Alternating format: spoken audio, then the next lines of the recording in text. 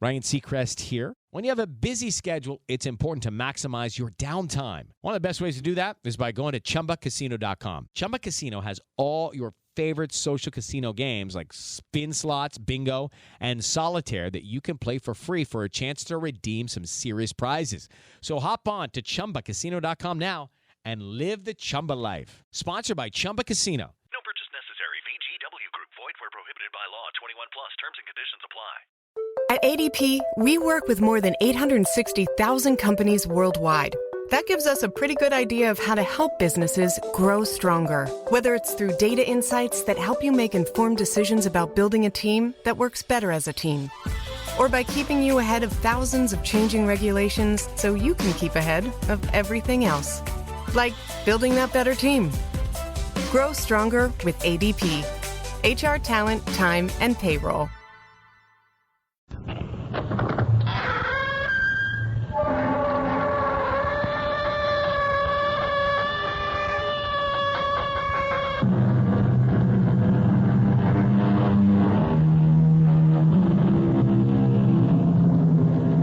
Come in.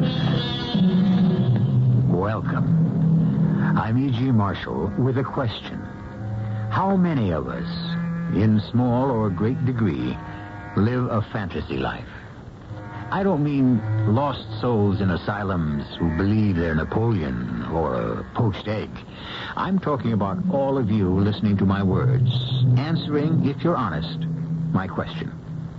Confess. Aren't there those unhappy, bruising times when you slam a door on reality and take refuge in a place that never was? There you are safe, you think. Are you? Have you asked yourself what dangers may lurk in that never, never land? None, you answer. You can return to reality whenever you wish. But can you? Don't you see? Miss Mamie is a fugitive from the real world. She's afraid of it.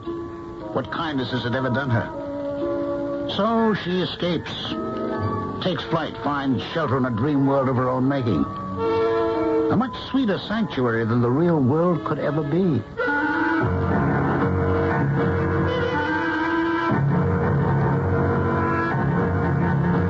Our mystery drama, Catch a Falling Star, was especially written for the Mystery Theater by Nancy Moore and stars Carol Teitel.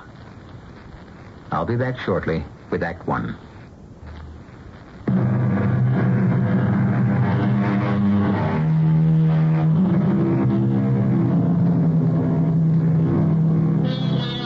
When it happened, this odd story I want to tell you, Miss Mamie was in her late 70s. They say when she was young, she had been pretty, and she still was, with the especially clear blue eyes old people sometimes have, confiding and artless, like a child's.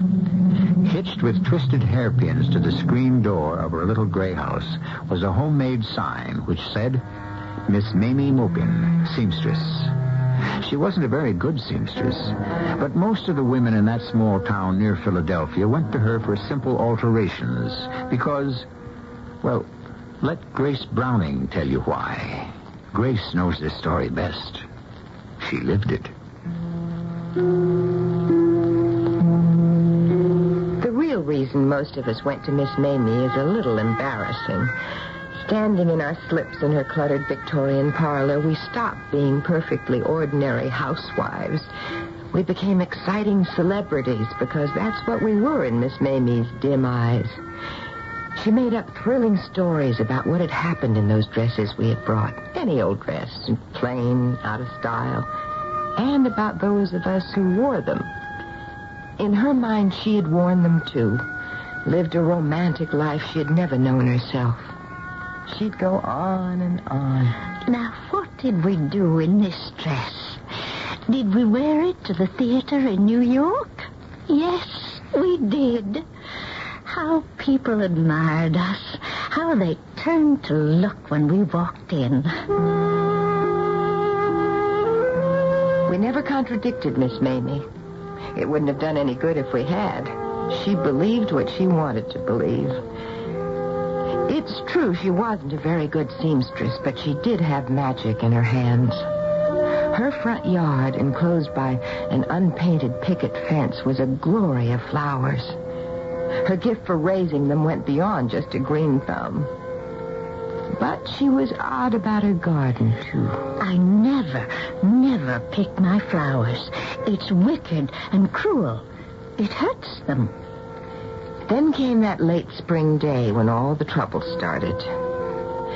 It began when David, my husband, he's an artist, rang Miss Mamie's old-fashioned doorbell. Miss Mamie. All right, Miss Mamie, I'm coming in. Now, don't be alarmed when you see a man.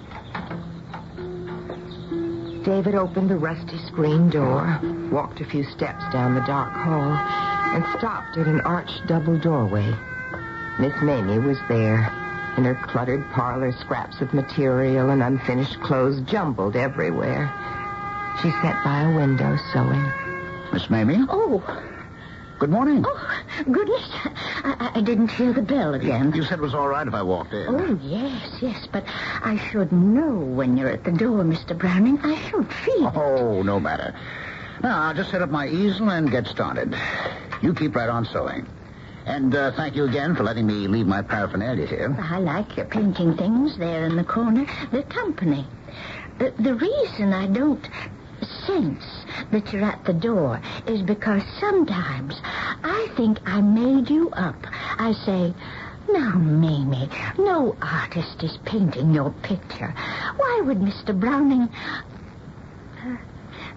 would you tell me again why you want to paint me? I like what I see in your face. I think maybe what I see is undiluted happiness. Or true innocence. Lord, I don't know. And will my picture truly go to... Oh, tell me again about that. It will hang in an art gallery. Are you sure? Oh, remember what I told you? Right after my daughter's wedding, I'm having a one-man show. An exhibition. Oh, I'm going to New York. I'm going to New York. And all the people will see me. Well, not unless I get this portrait finished. Now, will you begin sewing, please? Oh, dear. I haven't asked how Mrs. Browning and Miss Hallie are. Oh, they're just fine, thank you. They must be so excited over Miss Hallie's wedding plans. Oh, a wedding? Just think. Hallie told me to ask you again to come to the wedding. Oh, no. Well, I know you never go anywhere, Miss Mamie, but you love pretty things. Is there anything prettier than a wedding? No, I couldn't. No, thank you kindly. I couldn't. All right. Would you turn just a little to the left, please? Is Miss Hallie marrying a nice young man? Mm-hmm. I forget his name. Jerry Wallace. Once, I was engaged to a nice young man. His name was Martin. Martin. Hold that look, Miss Mamie. Hold it, please. His name was Martin. Soon after David came home that morning, I was parading back and forth in the living room, modeling a summer dress, an out-of-style chiffon number I wanted David and Hallie to make up my mind about. Was it or wasn't it worth altering? Mother, are you sure you didn't get that at a garage sale? Or out of the ark? Honestly, I don't know how fashion designers do it. Make us look out of date every single year. How was the sitting? Oh, same as always. Miss Mamie asked the same questions, made up the same little yarns about... No. Wait a minute. Today she had a new one. Asked about Hallie's young man, and then said once she had a young man herself, named Martin. Poor old thing. Oh, dear, wedding talk. So she steps into Hallie's shoes. Miss Mamie never had a beau in her life. Since she was 15, she's had to take in sewing, and she was a recluse even then. Afraid of the real world as far back as that. Well, just the same, she's not a poor old thing, Hallie, not really. Maybe she never had any romance of her own, but you can't say she doesn't stitch romance into everything she makes. But, Daddy, she never goes anywhere. She never has. All she does is sew and grow flowers. What kind of life is that? Well, She lives in a fantasy world. It's much better than any real world could ever be. Sits there and weaves pretty stories about her customers. David, did you ask her again to come to the wedding? Mm-hmm. It's no use. She's afraid of the real world. Well, I'm glad I'm not. It's a lovely world. Daddy, when you give me away, I want you to sound terribly dignified and impressive. How did you think I'd sound? Who giveth this woman? I do, David D. Browning, a sometime artist, full-time father. And come to think of it, Reverend Sir, I'm not so sure I'll give my only daughter to this young upstart. How's that? Oh, perfect. It's adorable. And you will, too, give me away, you stingy old thing. You've had me around for 19 years. Well, you two fight it out. I'm going to Miss Mamie's.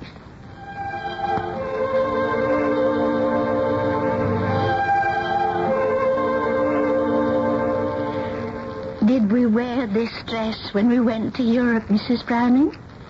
Why, yes, we did, Miss Mamie. Oh, yes.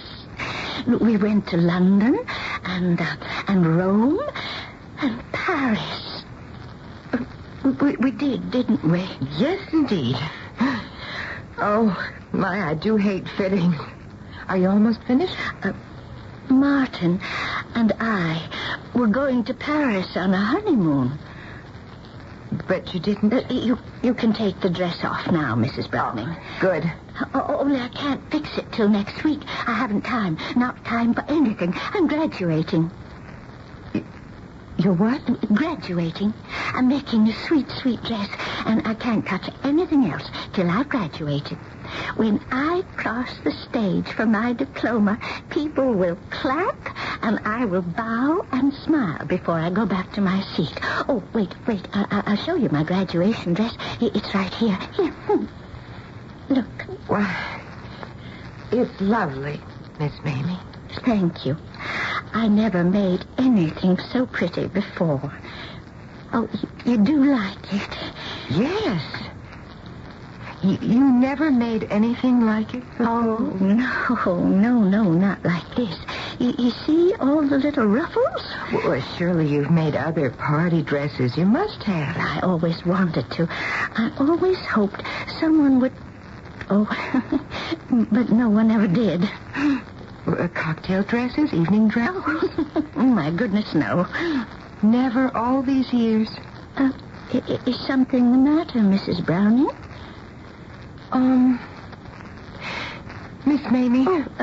Did I keep you standing too long? Miss Mamie, I want you to make Hallie's wedding dress. I thought you said make Miss Hallie's... Oh, no, you couldn't have. Yes, I did. I want you to make her wedding dress. Would you please say that again so I could be sure? I want you to make Hallie's wedding dress. Oh. From the beginning, all of it. The dress, the veil, the train. I'm going to make a wedding dress. Oh, no one ever trusted me with anything so fine. Oh, but I'll sew like I have never sewed before. I will, Mrs. Browning. I promise you. I'm sure you will. I trust you. Now, I'll bring the material and the pattern tomorrow morning. A wedding dress? A wedding dress? Grace, you didn't. Mother, please say you didn't. I can't say I didn't when I did. Oh, what in the name of heaven got into you? David, I don't know what got into me. I think it was just that pitiful little graduation dress. My pitiful wedding dress. Oh, honey, I am terribly sorry. I must have been out of my... Now, wait a minute. No, I am not sorry. I just can't be. If you had seen Miss Mamie's face... You always said even her hems look homemade. And now you let her make... Darling, listen. Now, just listen. I will see that she does it right. Now, there's plenty of time, a whole month. So she won't be hurried. I'll stay close to her. I'll watch every stitch. Nothing can possibly go wrong. Nothing except it'll look like a moo-moo. Hallie, if everything isn't exactly right, if your dress isn't perfect, style, fit, everything, I promise we'll go to New York and buy any bridal gown you want. But I wanted the pattern I chose, the material I chose. Oh, I can see her cutting it. Snip, snip, snip, and she'll ruin it. If she does ruin it, we'll find one just as beautiful as the one you planned. All right, darling. Hallie. All those years, nothing but hems to take up or let down. Seems to let out for people who get too fat or take in for the ones that get too thin. 60 years of making up her fairy tales out of things like that. Now Miss Mamie will have a wedding dress.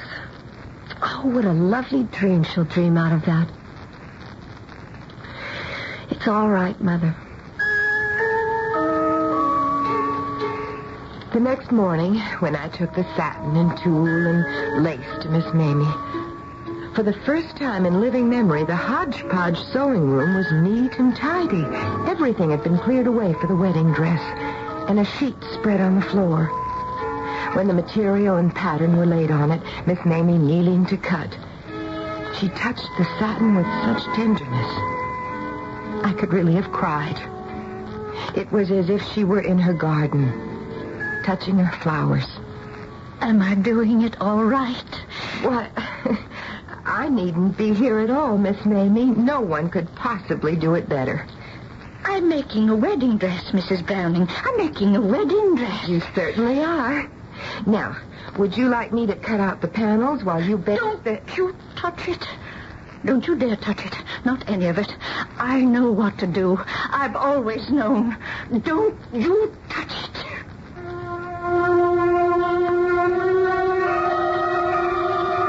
Snip, snip, snip. What a lovely dream Miss Mamie will make of a wedding dress, Hallie said. But dreams can become nightmares. And David said, her fantasy world is much better than any dream world could ever be. But is it? A mind confused can become possessed. Snip, snip, snip. What pattern other than a wedding gown will the scissors cut? We will soon begin to find out in Act 2.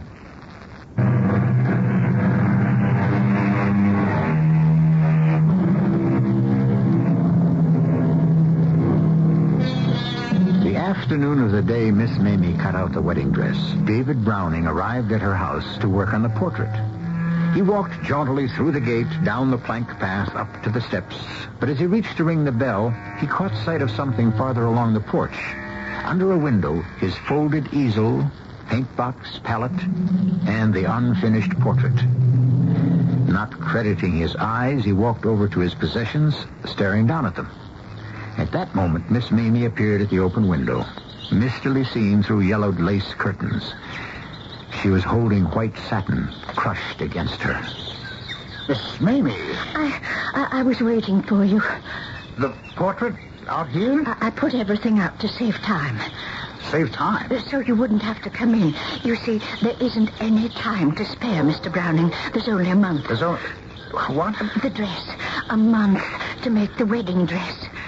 But you're saying that you don't want me to paint while you make the dress? You can't. Well, why not?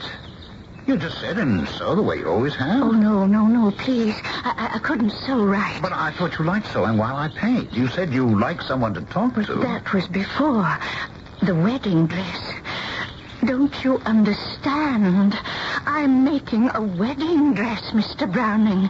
I can't think about anything but the dress. Not pictures, not people, just the dress. Please try to understand. I think I do understand. Yes, I think I do.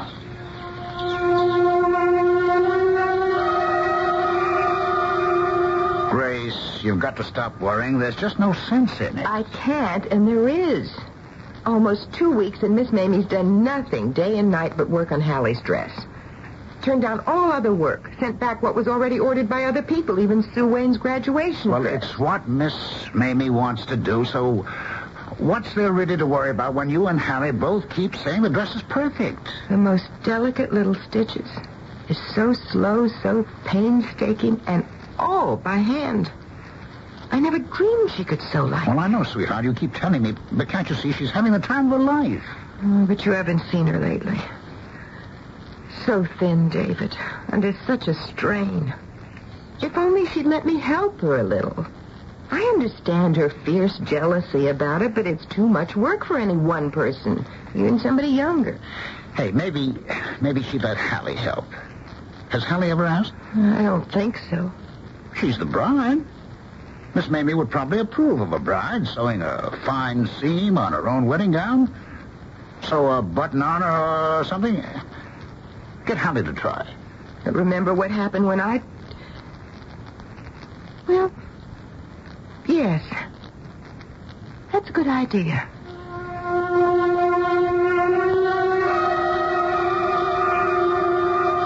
Hallie went that same afternoon. She told me how she stood outside a moment looking at the flowers. At least Miss Mamie hadn't neglected her garden. Surely that was a good sign. Miss Mamie, I'd dearly love to make just a little of my own wedding dress. Last night on Long Distance, I talked about it with Jerry, and he thinks I should, too. Why don't I just take 2 of the panels home with me? Something's wrong. I'm doing something wrong. Oh, no, nothing's wrong. It's perfect, all of it, everything. Don't take the panels, Miss Hallie. Please don't take them. I'll do them right. I wouldn't hurt them. You know I wouldn't hurt them. Please. I won't take them. I promise I won't. But you said It was just a notion, not even a good one. We'll both forget all about it. Yes, we'll forget. Thank you. Thank you. Oh, and I have the loveliest idea, Miss Hallie.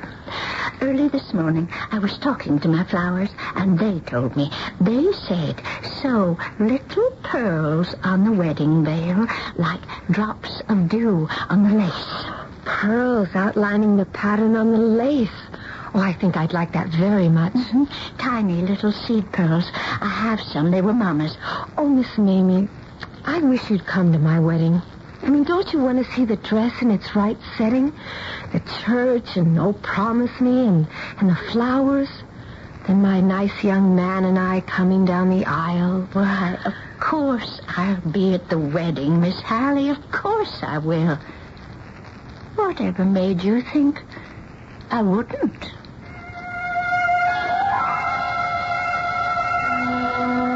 Just like that, Miss Mamie changed her rule of a lifetime. She was going out in public. Another week passed, and another afternoon, Hallie and I returned home from a fitting. David took one look at us. Now what? You both got that I'm worried about Miss Mamie look. I just don't see how she can survive any more of this. Oh, now, Grace, not again, please. She is putting little seed pearls all over the veil, hundreds of them. Work enough for 10 people. Now, Hallie just thought she meant a few pearls, but it's hundreds. And she will do it. Oh, why did I ever tell her it was a good idea? It was and is a good idea. She thought of it. She loves it. She'll survive it. But she's tired. She's overworked, and she looks... And she is happy.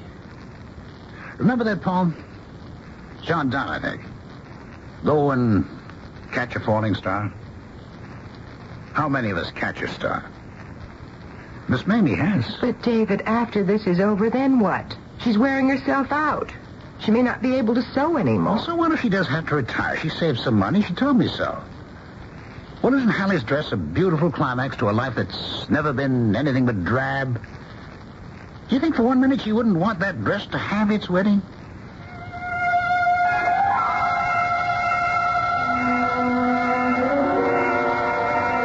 Miss Mamie had promised us the dress 3 days before the wedding. She was miraculously on schedule. The day came for the final fitting. The next day we would take the dress home. I went with Hallie and watched, both of us speechless, while she put the dress on. Miss Mamie fluttering and clucking. Hallie and I could only stare at what was reflected in the mirror. Speak? I couldn't. And finger to lips, I warned Hallie into silence.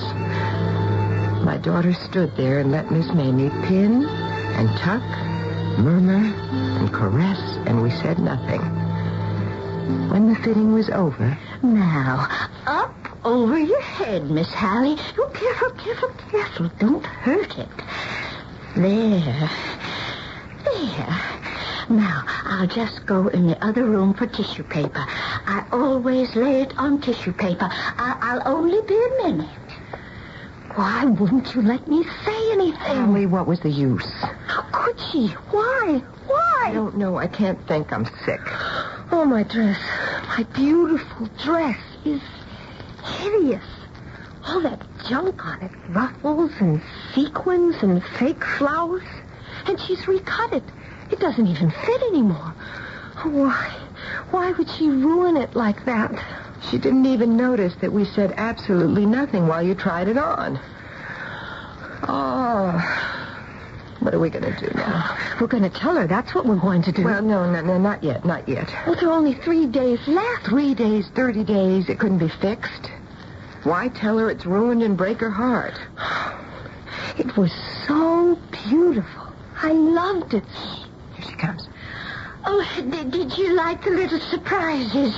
Weren't they lovely new things I thought of? I didn't go to bed last night, so they'd be finished for a surprise. Yes, they're marvelous, Miss Mamie. Oh, yes.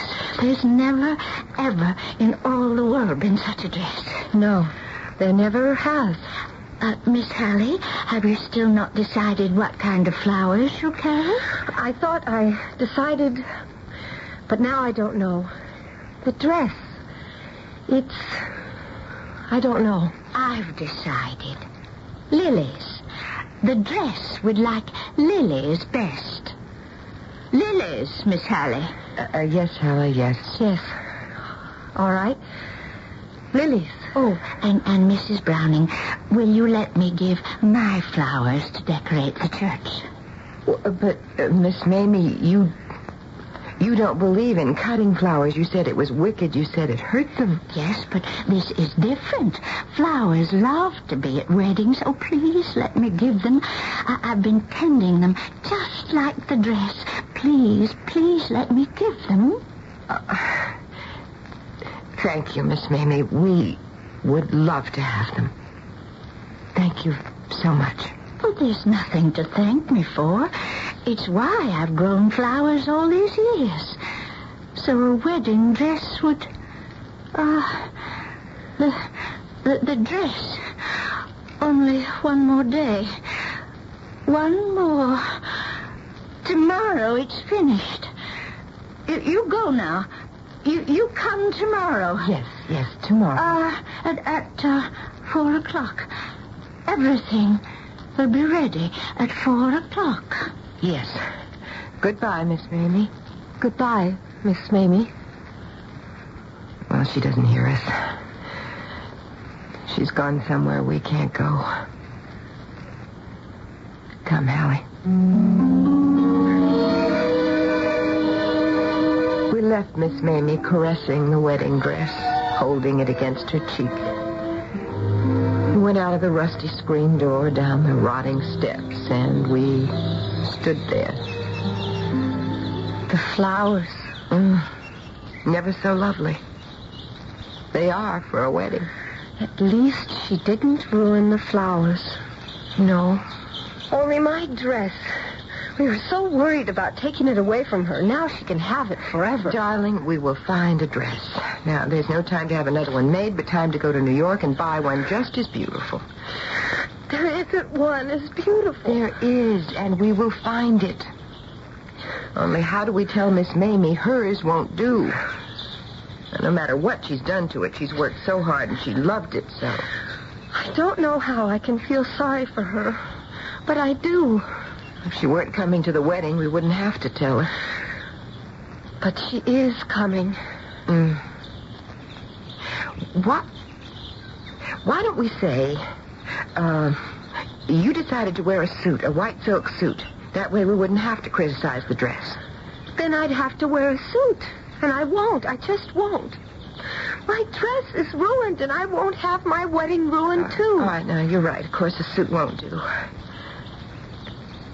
Would the best way be not to tell Miss Mamie at all?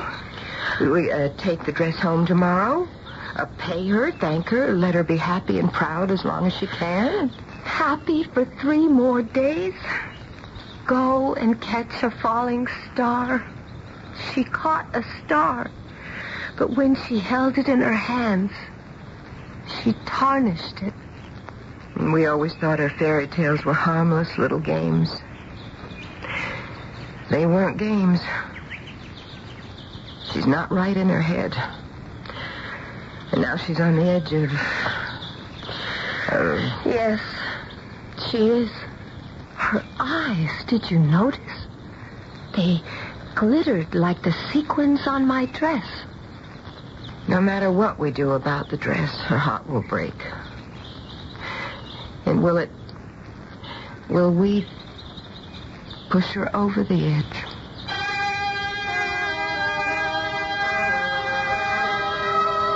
What happens when fantasy becomes the only reality? When the real world does not exist at all in a mind gone astray? That look in Miss Mamie's eyes, stardust. If the stardust is cleared away and she is forced to see fact, not fancy, will she indeed be pushed over the edge of the precipice into madness? The answer to that question waits in Act 3.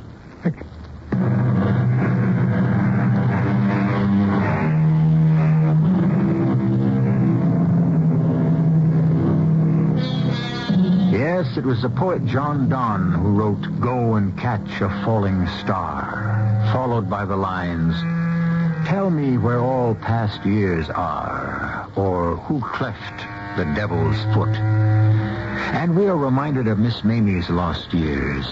Then we're constrained to ask if the devil is indeed part of what may come to pass when satin and lace and tulle are pronounced unacceptable. Grace and Hallie Browning had no solution for the problem of a blighted wedding gown. But David Browning had not the slightest doubt what should be done, and said so. She has to be told. You'll go there tomorrow and you'll tell her Hallie can't wear the dress. David, how can we? How can we tell her it's ugly? No. We'll think of some excuse. What possible excuse will make up for what we're doing to her? That dress is her life. The only thing in the world that matters Well, to just her. the same, you'll tell her. Daddy, if you think it's so easy, you tell her. I didn't say it was easy. I said she had to be told. If she's not, more than a dress will be ruined. The wedding, she'll sit in that church waiting for the dress, her dress, to come down the aisle, and when it doesn't, there's no telling what that dear old lady will do. Are you willing to take that chance? Oh, David. She'll cry. She'll make some terrible scene. Now, stop it, Hallie. Now, listen to me. You're both worried because you'd have to take the dress away from her. Now, you won't have to.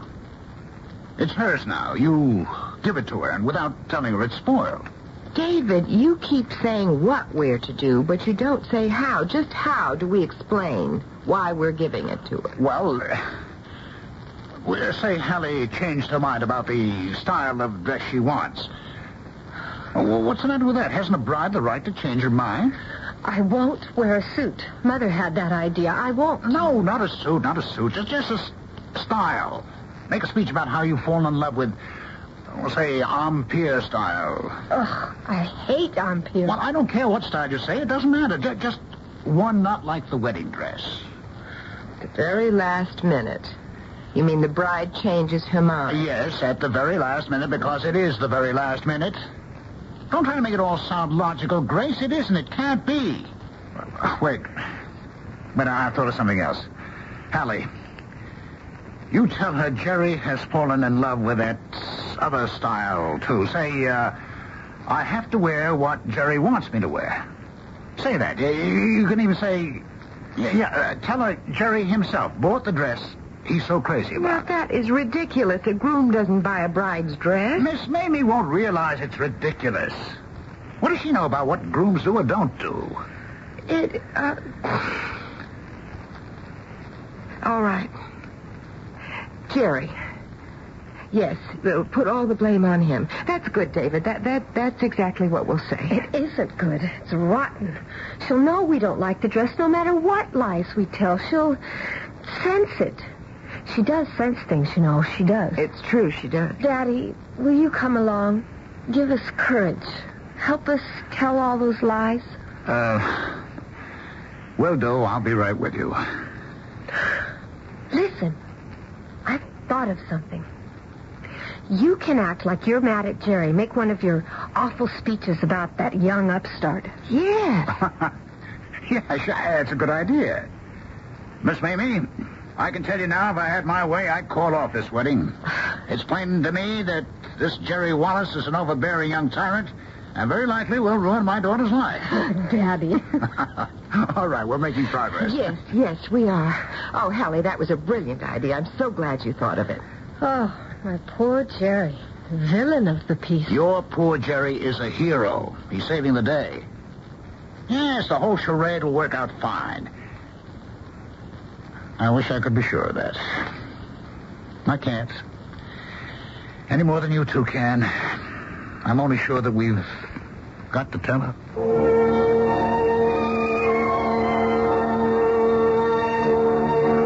David was right. We couldn't be certain the tangled plan would work, but we had to do what we had to do.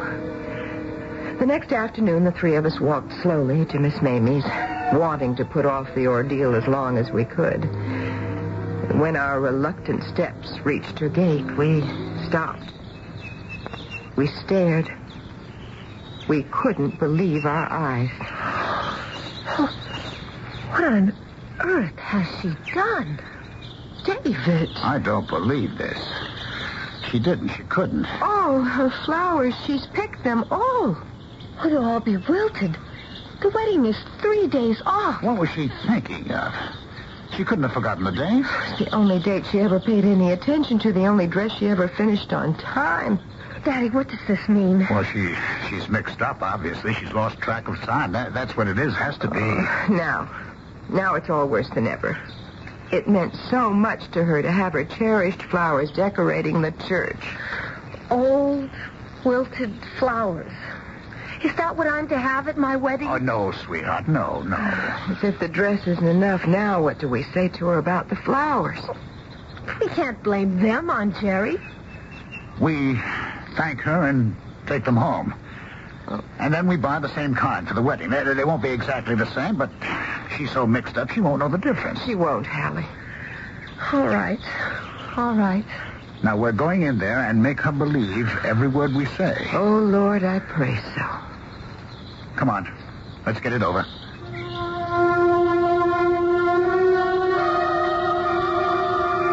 We went in the front door.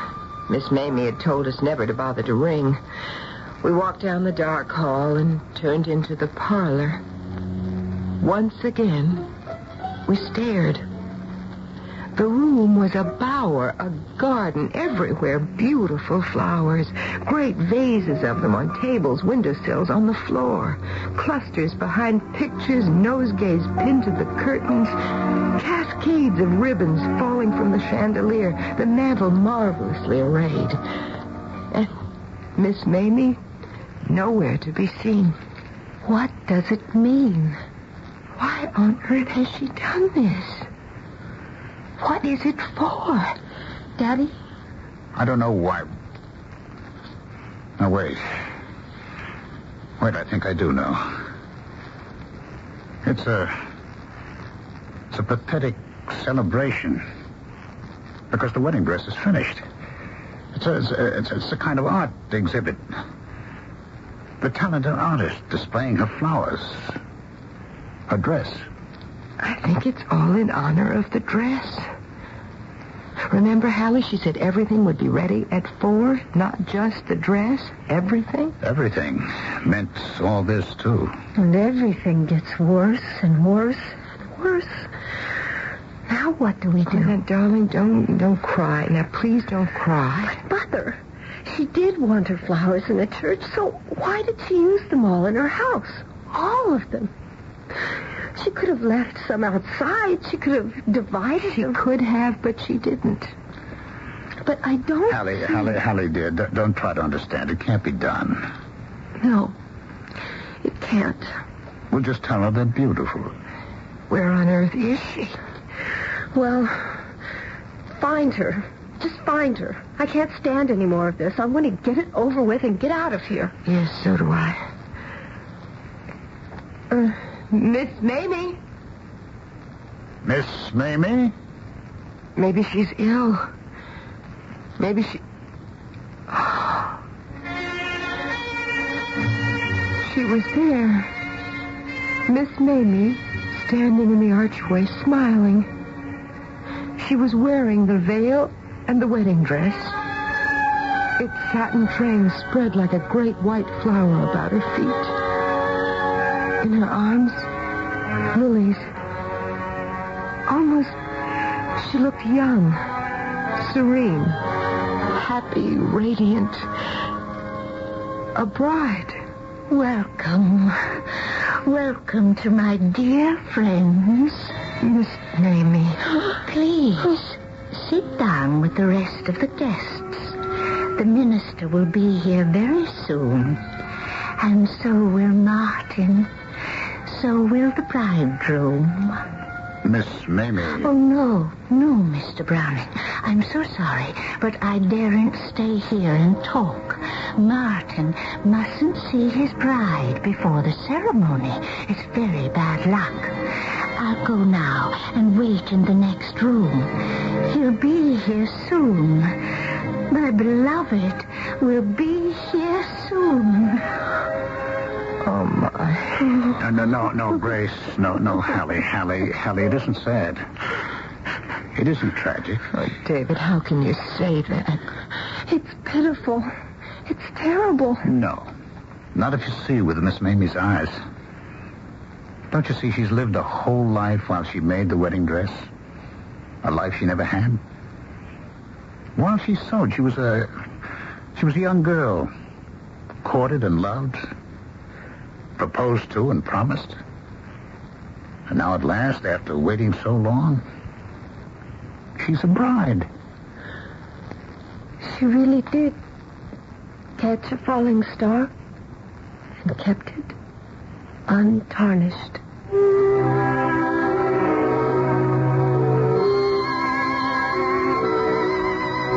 Another line in John Donne's poem is this.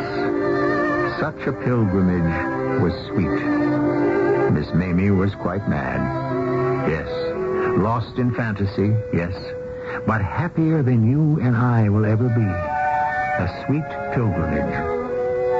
No one could ever take her star from her. No one ever tried. And until the day of her death, a few months later, she believed she had married Martin.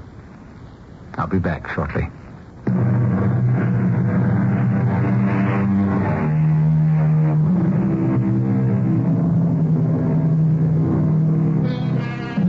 Would you like to know what happened at Hallie's wedding? Yes, Miss Mamie was there. But when the bride came down the aisle wearing a gown bought in New York, Miss Mamie made no scene at all. For in her clouded mind, the original dress was hers. In it, she had been married to Martin. Until her death, the Brownings took care of her in their own home. And after Hallie's wedding, her father liked to say, I lost a daughter, but I gained Martin and Miss Mamie. Our cast included Carol Teitel, Ralph Bell, Terry Keane, and Kathleen Quinlan. The entire production was under the direction of Hyman Brown. This is E.G. Marshall inviting you to return to our Mystery Theater for another adventure in the macabre. Until next time, pleasant dreams.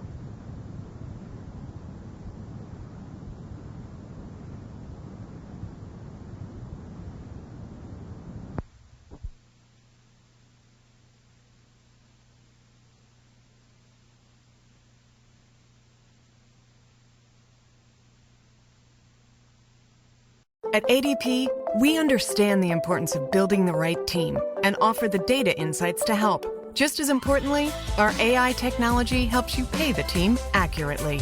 Grow stronger with ADP. HR, talent, time, and payroll. It is Ryan Seacrest here. There was a recent social media trend which consisted of flying on a plane with no music, no movies, no entertainment. But a better trend would be going to ChumbaCasino.com. It's like having a mini social casino in your pocket. Chumba Casino has over 100 online casino-style games, all absolutely free. It's the most fun you can have online and on a plane. So grab your free welcome bonus now at ChumbaCasino.com. Sponsored by Chumba Casino. No purchase